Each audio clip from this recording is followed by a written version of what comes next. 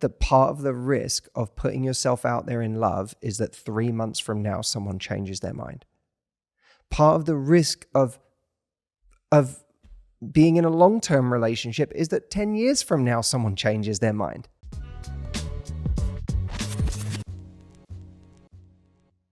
Welcome back to the Love Life podcast with me, Matthew Hussey, my wife, Audrey Hussey, and we are actually going to be answering a listener question today that was sent in to podcast@matthewhussey.com. Before we get started, a couple of bits of housekeeping. Firstly, I have a brand new free guide that you can download right now called Spark and Connect. This is, I used to do a lot of these actually, like a few years ago. We used to have all sorts of free guides. People loved them. They were super handy, practical. You could use them immediately.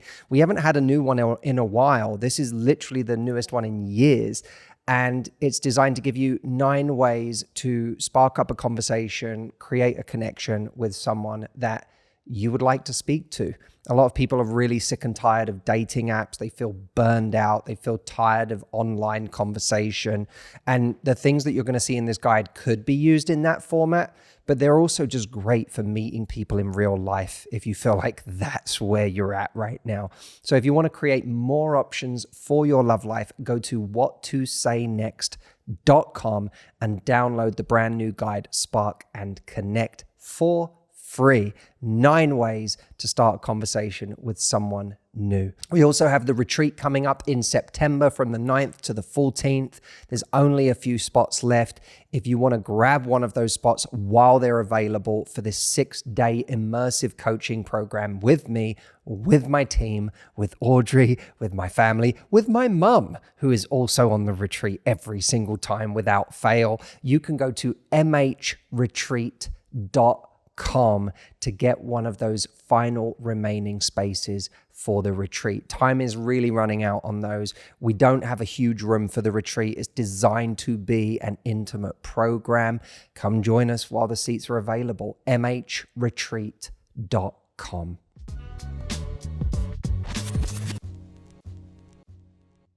All right. Well, we have a question that was sent in by a listener today. Audrey, you want to kick things off and read it to us? Yes. So this came in from Charlotte. So Charlotte, thank you so much for writing in. She says, I am emailing you from a place of pain at the moment, and I am feeling complete burnout from the dating scene. I am aware that you say to keep emails brief, so I won't go into heavy details at this point. However, I have found myself yet again in a disappointing situation, and I have found myself deeply hurt. Someone I was recently seeing gave me massive hope for the first time in a long while. Actions match behavior, and I saw deep care. However, this person has since flicked a switch and has told me that they aren't ready for a relationship and so are ending things between us. He has given many conflicting messages, but when I asked for clarity, he has said it has nothing to do with me, that I was the first person who made him feel something, but he simply is not ready. I just find these messages deeply confusing, and I am shocked by the change. Worst of all, I have once again been left feeling like I am not good enough. I also struggle with the way that someone can so quickly change their mind. Does he not miss what we had? Were his intentions ever pure? In brackets, this happened a week after sleeping together. Surely, if I meant anything to him at all, it would be worth the risk. It was never given a proper chance. Did he ever even like me? You can probably tell I'm spiraling here. I've painted him golden in my mind due to the way he was, and I know I need to reframe this, but I am massively struggling. Charlotte, thank you so much for writing in and being vulnerable. I understand that feeling that you've been having, that you really, really want to find love. You've been losing hope. You've been feeling like nothing is happening in this area of your life. And then all of a sudden, someone comes along and they represent that hope, that feeling that, oh, it's all about to change. And what's more, they say the things that seem to really signify that it's changing. You know, you get told all the right things in the very beginning. we have to be really conscious of our feelings going into dating with someone. Because if we're going in from a place of, I'm starting to feel hopeless in my love life, I feel like I really, really want to meet someone and I just want it to happen now, or I want it to happen yesterday, we put ourselves in a very precarious place. There was a quote that I read literally just last night as I was thumbing through this little book by Kevin Kelly, Excellent Advice for Living. And there was a little quote in this book where he said, "Don't be in haste. When you are in a hurry, you are more easily conned or manipulated." And I thought that idea will be relevant to so many people in their love lives, because so many people do feel like they're in a hurry. So if we then transfer that haste into a very specific situation with a person, we make ourselves liable to be conned or manipulated, or just to be susceptible to somebody else who's running away with themselves. Because I don't think every situation like the one that Charlotte described is evidence of like a love bomber. You know, we a lot of us go straight to phrases like that. Oh, he love bombed you. You know, he told you everything you wanted to hear, slept with you, got what he wanted, and then decided to disappear. And there may be a sense of love bombing. That doesn't mean from his side it comes from a sinister place or a truly manipulative place. But I think it's very common that people get caught up and they run away with themselves and they can't deliver. I think of it like people in a job interview. When someone is trying to make the sale in a job interview to get the job, they will often say things like, "I'm going to work insanely hard for this company. I don't care about working nights. I'll be there whenever you need me to be there. I just want to be as valuable as possible. I see this being the place that I'm at for the next few, like for a long time, for years. I am not interested in just being somewhere for months. I really want to be there for the long term." You hear all of these things, and does the person mean them? Who knows? Maybe they do, right? Like when you're trying to get the job, you often kind of do feel like you mean those things. You're like, I do. I'm all in. And you say these things because it's hard to separate out in moments. And this isn't me defending this guy, but I think it's important that we just understand the very human psychology of this without immediately kind of jumping to everyone's bad. Mm-hmm. Yeah. I think it's a very human instinct for someone, when they're trying to make a sale, to say the things that they feel will help them make the sale and stray into saying things that are over promises, or that they don't for sure know that they can back up, or even to convince themselves that they can back them up in that moment of excitement about possibly getting the job, or getting the woman, getting the guy. It's like a very human impulse to say those things in that moment that get you the sale. And that doesn't make it right? To me, integrity as we get older, wiser, more mature, is to not fall into the trap of over-promising in life, right? Where I think that under-promising and over-delivering is a much better way of going through life anyway. But a lot of people never learn that. They go through life over-promising and under-delivering. The danger is that in the beginning of anything, we don't know if someone is under-promising and they're going to over-deliver, if they're over-promising and they're going to under-deliver, or if what they're saying they are and what they want and where it's going to go is exactly what you're going to end up with. We just don't know. Because I can I can hear people, as I'm saying all of this, going, well, how can I trust anyone?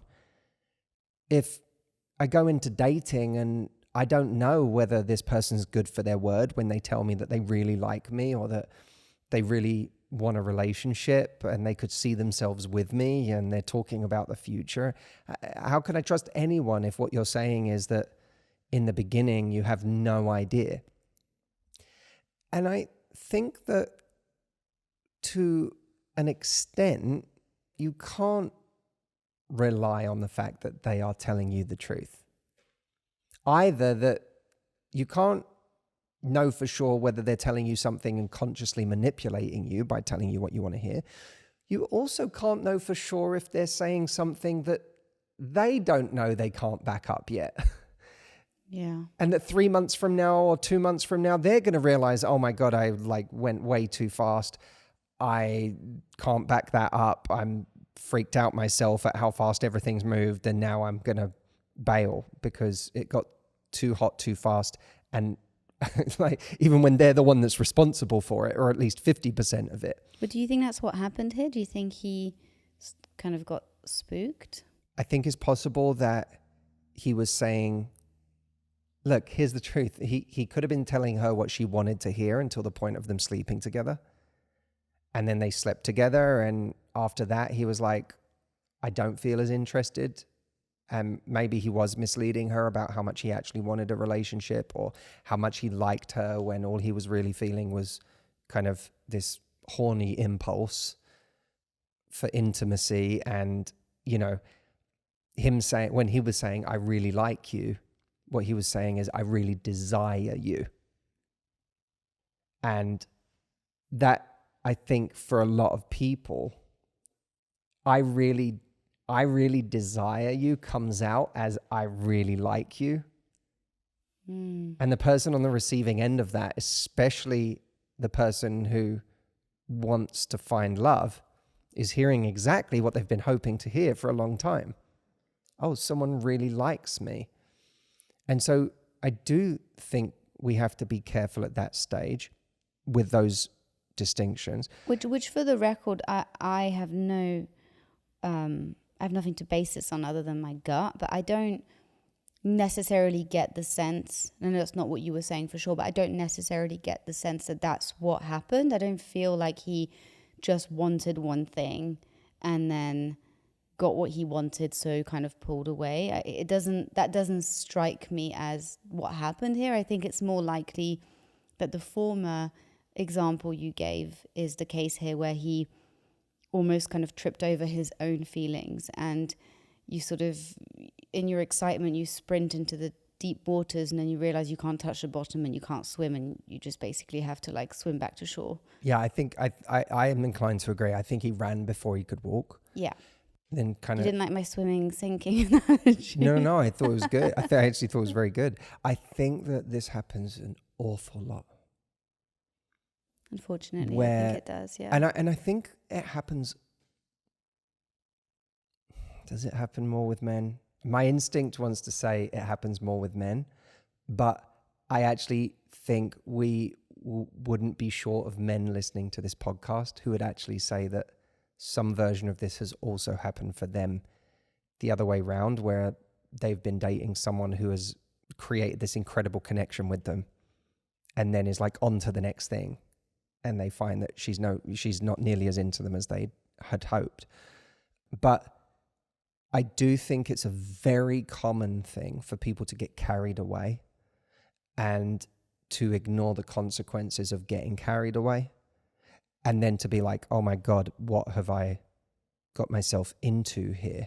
You know, it's interesting you say that. I just want to kind of highlight a pen to it, because Charlotte started her email saying that she's feeling complete burnout from the dating scene, because she's basically in a situation where she's made to feel worthless yet again. And, you know, she finds herself in a disappointing situation, which to me, the subtext to that is this has happened before. And we have so many people come to us, whether it's in the Love Life Club or, you know, through email or wherever, just with a very similar story of I got excited about the prospect that this person was offering. Everything was going great. There was a lot of momentum. It was all great. And then suddenly they turn around and say, actually, I've changed my mind, basically. And there's no tangible reason for it. There's no kind of like obvious explanation as to why there's like a sort of complete switch in the way that they feel. So I just think it's interesting what you're saying when you're saying that happens a lot, because it could explain. I'm just thinking for everybody listening out there who has experienced something similar and is left going, asking all those questions that Charlotte is asking. Does he not miss what we had? Were his intentions ever pure? If I meant anything to him, he would keep trying. And did he ever even like me? All of those questions, I hear those, and I just think, oh my God, so many people must be asking themselves those questions. Yeah. And so I think it's just really powerful what you're saying, because it offers an explanation for a lot of people who never got closure. Yes. And I think it's a very dangerous trap, because it plays into exactly the kind of love that we were raised on in movies and TV shows, that whole love at first sight. You go on a date with someone, you have this unbelievable connection, it's fireworks, you just have this knowing, right? And I think that those stories are especially seductive even when they come from our friends or people we know who say, I knew from the first date. It's always easy to say that once it's worked out, It's always a historical account told by the victors. How many times did you think you knew and then you just absolutely were so wrong about it? It's just but that's exactly it. Let's say when that's happened to you 10 times in your life, and 9 times out of 10 they turned out to be players, they turned out to be people that you were like, once you actually got to know them, you were like, oh my God, I can't believe I thought that was like my person. Or they turned out to be narcissists, they turned out to be, terrible people. You don't tell any of those stories about love at first sight. But when you end up with the person, there is a story you then go, oh, I knew from the moment I met your mother, or from the moment I met your father, I knew. And it's a very seductive story. It's kind of the same as I don't know, that we're in LA. How many actors in LA tell you to follow your dreams? Like the ones who really make it. The ones who are on TV, on Jimmy Fallon, and they say, what's your advice for life? Just go for it. Follow your dreams. Of course they're going to say that. They became an A-list actor. Yeah. What about the 10,000 people that came in at the exact same time that never got anywhere? Like we're always hearing those inspirational stories from the people that it happened for, not from the 10,000 people that came to LA to be an actor and it was just grueling and it never amounted to enough to pay the bills. So we have to be very careful of those stories in our love life, and we have to be conscious of the fact that we were raised on those kinds of stories of immediate, intense feelings being an indicator of the strength of a future relationship. I think of it in terms of how much I've been humbled over 17 years of hiring people, just how wrong I can be in that process. That no matter how great of a judge of character I think I am, or no matter how great of a judge of intentions I think I am, I'm not that great at predicting how it's going to turn out with someone. If anything, 17 years later, I feel more humble than ever that based on interviewing someone, I don't know where we're going to be in 6 months. When we talk about that interview scenario and someone tells you all those things, I'm going to work here for a long time and I blah, blah, blah, I'm going to work so hard. What you don't do is then look at someone and give an expression like, yeah. Well, I've heard it all before. Like, you don't give them that, because that's just another way of saying, like, now you've become a cynic. Mm-hmm. You've gone to the other side. So now someone could be authentically saying to you, I'm looking for something long-term. I want to build a real relationship with this company. I'm excited. I'm no stranger to hard work. They might be meaning every single thing they say, and they might be able to back it up. If you've become the cynic, then that person's going to read that cynicism, and they might even end up going, I don't know if this is the place for me. I didn't feel a good vibe with that person that I'm going to end up working for. The same could be true in dating. If you've gone all the way to the other side, that now you don't believe anyone anytime ever, then someone can feel that on a date. And the authentic person, the person that genuinely has intention and can back it up, they're going to be speaking to you going, I don't know if I feel like there's an edge here that I don't like. So we can't go full cynic. But we also can't fall into that trap that I said in that quote. Don't be in haste. When you're in a hurry, you're more easily conned or manipulated. You can't go in just wide-eyed and, everyone means it, because that's also a way to constantly get caught. And importantly, to your language, that's how you burn out. So much of dating, so much of finding love is energy management. You have to avoid burnout at all costs. How do you stay hopeful and yet still manage your energy?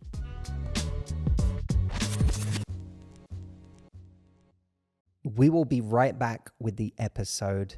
But first, if you are listening to this episode and you feel the frustration that Charlotte has, that your dating life is not moving as fast as you would like, you feel like you keep meeting dead-end options, people who are players, people who are flakes, people who just want to use you until they get to the next person, then I have something for you that can help you make genuine progress this year towards a real relationship.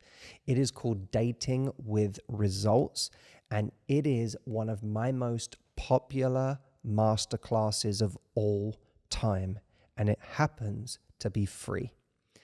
Go to datingwithresults.com and you can watch this free masterclass right now, which is really about helping you date with purpose, set real boundaries with people, and actually create momentum when you meet someone you like.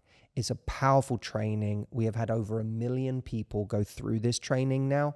And if you haven't seen it, it is one of the best free trainings we have ever created.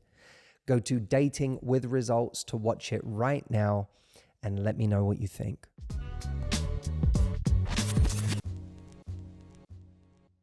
So let's go back to the hiring example. You're hiring someone for an important job. They say all the right things. You don't see the things they've said as evidence of the fact that a year from now, they're still going to be in the company and they're going to be one of your superstars. You see what they've said and the fact that, whatever tests you've put them through as enough to get them the green light to go into the trial period. But you never lose sight in your own mind of the fact that it's a trial period. What I find very useful about that is what we do in month 1 is we just project out into year 1. We go, oh, it'd be really nice to live together one day, or, oh, I have a wedding coming up in 9 months. Maybe they can be my date, or, oh, I really want to go on holiday to Japan and I've always wanted to go with someone. Maybe they want to go to Japan too. Maybe one day we'll go to Japan. We do those things. They're very natural, very human things to do. But what that does is it makes everything feel more serious, and like you lose a lot more if it goes away, if you've already kind of banked on all those experiences being attached to that person. So I think the Can I add to that? Yeah. It's like, imagine this person who's done a great interview. You hire them, not on a trial period. You just hire them because of such a great interview. And, that weekend, to celebrate their hiring, you go out and you get drunk with them. And you spend 5 hours just bonding on a deep level, connecting, laughing, having a great time, and you feel really bonded to this person. By Monday, you might feel like this isn't like, oh, I love this person. They're amazing. What a great time we had. And I felt like we really connected and so on. You still haven't really got any evidence of the fact that they can do the job. Yeah. You'll know that in 3 months, 6 months, 9 months, but right now, you feel kind of, in a sense, artificially close to this person because you went out drinking with them for the night and you bonded. I'm not suggesting that was a good idea anyway with someone you've just hired. I was going to say, I was like, is this a new No, but you know what I'm saying? saying? Like, there's something about that. No, I understand. Like, I think most people, especially who have worked in cities like New York and London and places like that, have had like a work drinks with someone and found that at the end of it, they felt a lot closer to someone as a result of like having a few pints with them. Yeah. And it doesn't actually mean that you're friends now. It just means that you probably both said a lot more than you normally do because you'd had a few pints. And it can create this artificial sense of loyalty, of companionship, of like how close you are. So in this example, is the going out for a drink with them the future? I think it's projecting? like it's like going on the weekend trip with someone. You know, early on in the dating process, you're having an amazing time, you connecting, you end up going on a trip 3 weeks into knowing this person, and you get really close on that trip and you have an amazing time and it's fun because you're in this place that neither of you have been to, and that's an adventure. And it's all of it creates this sense of, oh wow, we're close and this is special and this person's opened up to me and I've opened up to them. And really you still don't have any of the guts of what an actual relationship is. In the same way that you and I have been on trips with people where, you know, there's a bunch of people on the trip together, and over the course of those 3 days or 4 days you're on the trip, you have an amazing time with certain people on that trip that you'd never met before, and you come out going, we're all friends. That's not a great indicator of whether that person's going to be in your life 6 months from now. And it's definitely not a great indicator of whether this person's going to be someone you can call a year from now when you're in trouble. I guess I'm thinking of Charlotte, and you know, when you are, and I really want your practical take on this. You know, I'm Charlotte. I like this guy. I don't know how many dates they went on, but I'm assuming from her question they were probably in the first month or 2 months of dating, probably seeing each other regularly. It feels like it was maybe definitely under the first 3 months, it sounds like, just from the way she's talking about it. They've not had conversations about exclusivity and all that stuff. So in a way, what you said earlier, and I'll go back to my point, what you said earlier is really practical, I think, because you can set yourself almost like a kind of goalpost and be like, up until 3 months, I'm not allowing myself to think about this person beyond the 3 months. Let's just see how they show up in this 3 months. But even if she did that, right? Even if she was like, I'm just going to see, and I'm not going to project into the future and get really excited.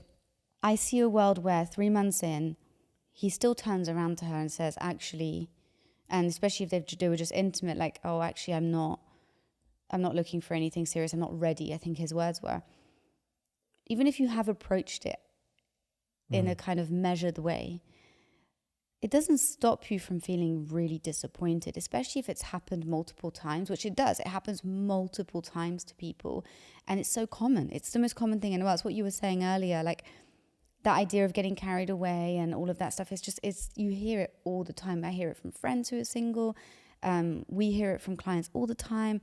You know, for Charlotte, who's gone through that, how can she protect herself in the future in terms of tempering her excitement and her level of, investing in that person and getting getting to know them, with the fact that she doesn't actually have any security around whether this person is going to be there tomorrow at this stage. As you said all of that, I felt all of it. I felt that disappointment of, because you can't hold it all back. That's what I you mean, can't. And by the yeah. way, it wouldn't be advisable to, because no one's ever going to make a real connection with you if you are walling off every real emotion until some point of ultimate safety. But again, if you go with the trial period of someone working that in a job, you can absolutely, once you say I'm in a trial period, you can absolutely like bring your all to that person, be your best self, show up with great energy, have some nice moments, have some vulnerable moments. You can do all of that. What you don't do is bet more than you're willing to lose. So you don't, in that scenario, put yourself in a situation that makes it impossible to reverse out of, or where you feel like, if you take it back to your love life, you don't give an amount that if it didn't go somewhere, you're like, I can't believe I gave that much. You have to stop before that, especially in those first few months. It will be a temptation to move really, really quickly. It will be a temptation to make some bold decisions, or when that person encourages you to, take 3 steps forward, it will be a temptation to do that. But I think we have to be really careful about that. That doesn't mean measuring our feelings. It means measuring our actions in that time to some extent. You can say to someone, hey, I really like you. I'm having the best time, but I want to be really intentional. And people go really, really fast in dating all the time who don't have, when it really comes down to it, they're not being intentional about their love life. What do you mean by not measuring your feelings, but measuring your actions? You can still admit that you like someone. You can admit that you're having a great time. You can admit that you keep thinking about them after the other night. You can say those things. You don't have to hold back with the fun and the sexiness and the chemistry. And, that stuff can kind of flow. But it's actually easier to let that flow a little bit more if you are more measured with how much you give. If you don't over give in that time. Look, someone can say, oh my God, that second date was amazing. I was thinking we should just go away next week. Like, that may not be a great idea. Yeah, I mean, I couldn't agree more with that. Anything that makes you feel too bonded, I think, is it's earned, and until you feel safe actually to. And by the way, someone might want to see, someone might try to see you every day of the week for the next week. And again, be careful. Don't kid yourself. But this is confusing, right? Because you think in those scenarios, first of all, to your point earlier, you get carried away because you've been taught love is like this. So that's the first thing. Yeah. And so we're taught that this is what romance looks like. This is what a true love story looks like. But on top of it, we worry and we are fearful that if we don't meet them where they're at, they will think we don't like them. They will lose interest. They won't think this is a great love story because you're not playing the game of getting overly excited together. And then you might actually lose this person when deep down all you want is a love story with them. So it's really quite hard to do. I'm not saying tell someone, I'll see you in 2 weeks. I'm saying you don't cancel that class that you really enjoy every Thursday because you had a date on Wednesday and they desperately want to see you tomorrow night. You say, hey, I have this class. I do it every week. I love it. But I really want to see you. So why don't we do something Saturday? I think as well. I love that. And it's no, so true. Who's going to hear that and go, you don't like me? That if someone hears that and they're like, you don't like me, something else is going on. Either there is a tremendous amount of insecurity there, or there is some kind of ego game that's being played, or a control that's trying to be exerted on your life at a time when that amount of control shouldn't be exerted on your life. It's a 2-part thing, I think, from what you're saying, right? It's simultaneously keeping your feet on the ground and keeping connected to your life in a way that you always were before they came along, so that if that person was to disappear or change their mind or whatever it is, or pull away, you're not left with a great big void. That's number one. And I think that's really, really powerful. And I'm really glad you said that, because I think the instinct is for us to just drop everything and run headfirst into the relationship. But the other thing I think, which is really powerful, and it's hard to do, but I do think in order to prevent ourselves from getting very deeply hurt in these early stages, is to approach it as something that hasn't yet proven itself, and almost not allow ourselves to get too excited about it, and just be more agnostic and say, like, let's see how this goes. Let's see how you do. Oh, they planned a lovely date. That's a tick. But that's all it is. It's a tick, because, you know, you always say character reveals itself over time. And I think that's really, really true. And I think even though it's sort of frustrating for us to do when we're dating, right? Because we don't want character to reveal itself over time. We want to take somebody at face value. We really do have to trust that somebody showing up in a really excitable way, in a way where they're just like, let's do this together. I'm really excited about you. I really fancy you. I think this, I think that. It's actually quite easy to do when it's fueled by those feelings of desire that you mentioned earlier, those feelings of excitement, that desire to have a connection and have an experience with someone. What's much harder is to sustain that over time, and is to sustain it and actually not just sustain it, but start evolving and start progressing to sort of like different stages. And that's much harder to do than to really show up and be there in the beginning stages. So I think that we really have to kind of just take a we'll see approach to this dating situation, instead of I'm so excited about this. This could really be something because I feel it. Yeah, and to pick up on what you just said, look, it's not about, I'm not a fan of rigidity. I'm not a fan of rules. I think it can be very stifling to go into dating saying, I don't do this, I don't do that. I think dating and relationships end up making a mockery of a lot of the things that we say we do and don't do.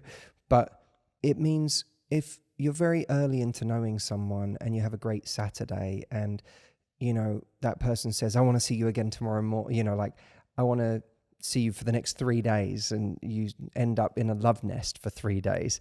Like, it's okay.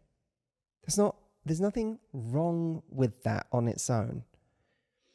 But you mustn't take it as an indicator that they're still going to be there 3 weeks from now.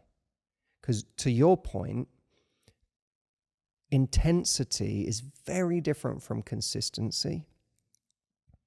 And consistency is harder to maintain.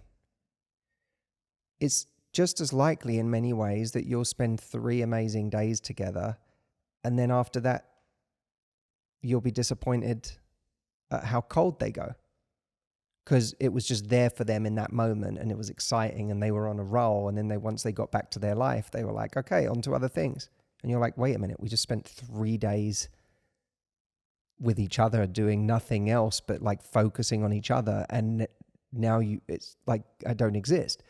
Right? That's a very disorienting experience for a lot of people, but it's because we're focusing on intensity, not consistency. You can do the intensity thing if you can do that and also maintain that awareness that it's not a replacement for the things that have to come consistently for this to be something.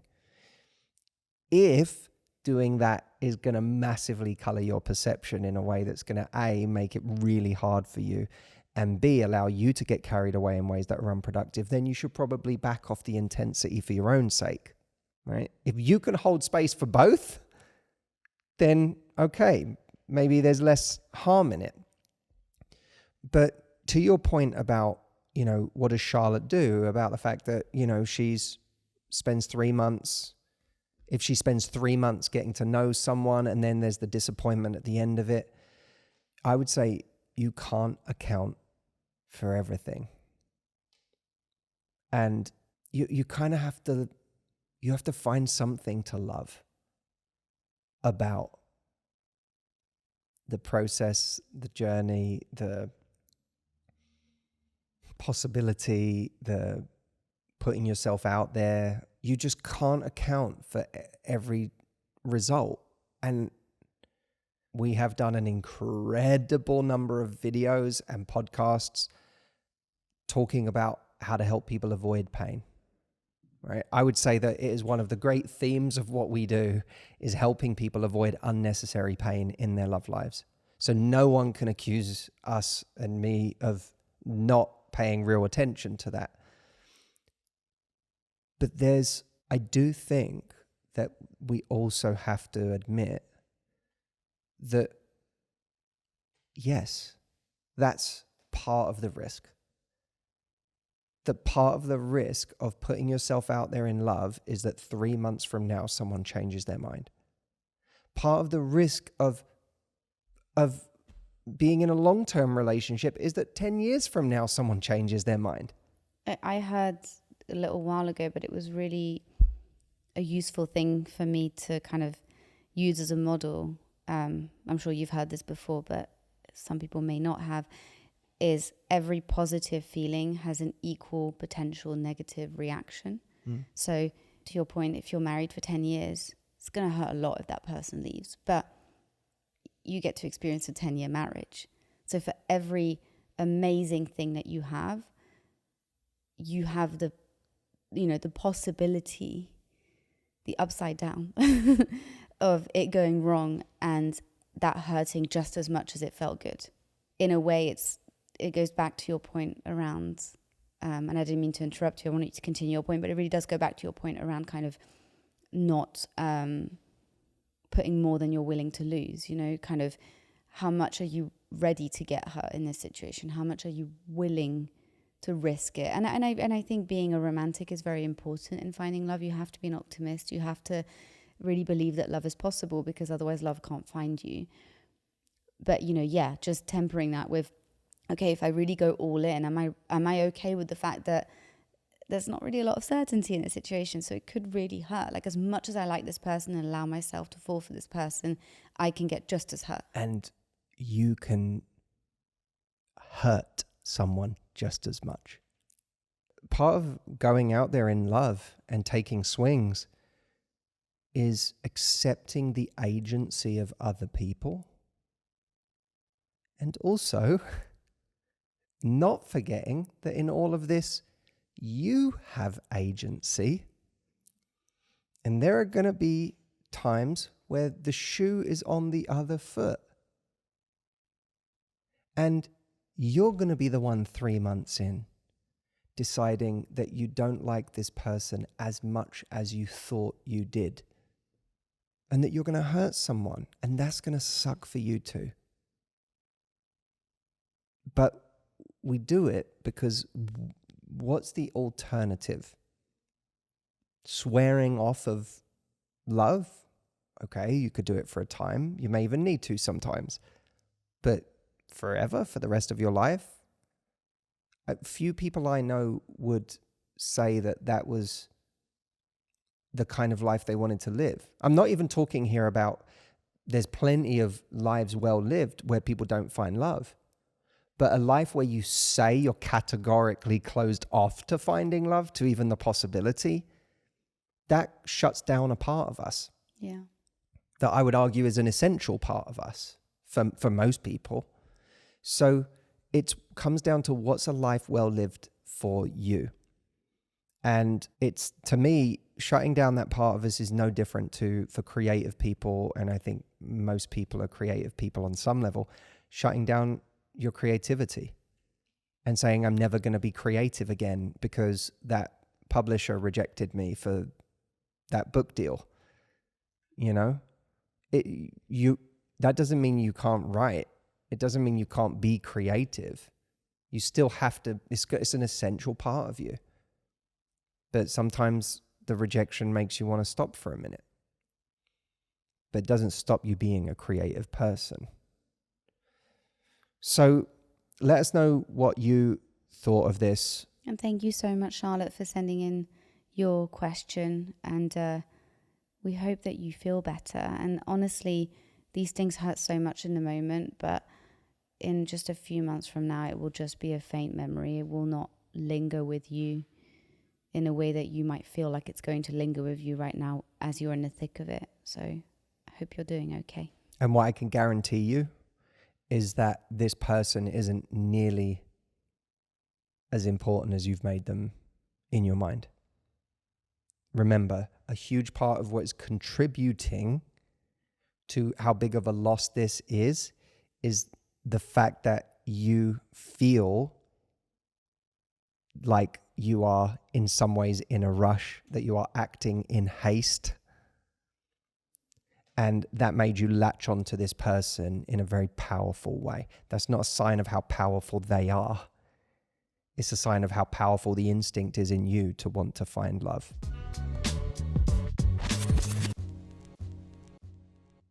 Send us an email, podcast@matthewhussey.com, if you would like us to talk about your particular challenge, your story. Please know that if we can just read your email exactly as is, i.e. if you don't tell us that it has to be anonymous, in which case we then have to kind of do a lot of work to try to change lots of details, which then ends up making it exponentially more labor intensive to bring an email to the show. If you tell us, hey, you can literally just read this email as is, it makes it much more likely that we can actually use your email in an episode. But email us podcast@matthewhussey.com with your story.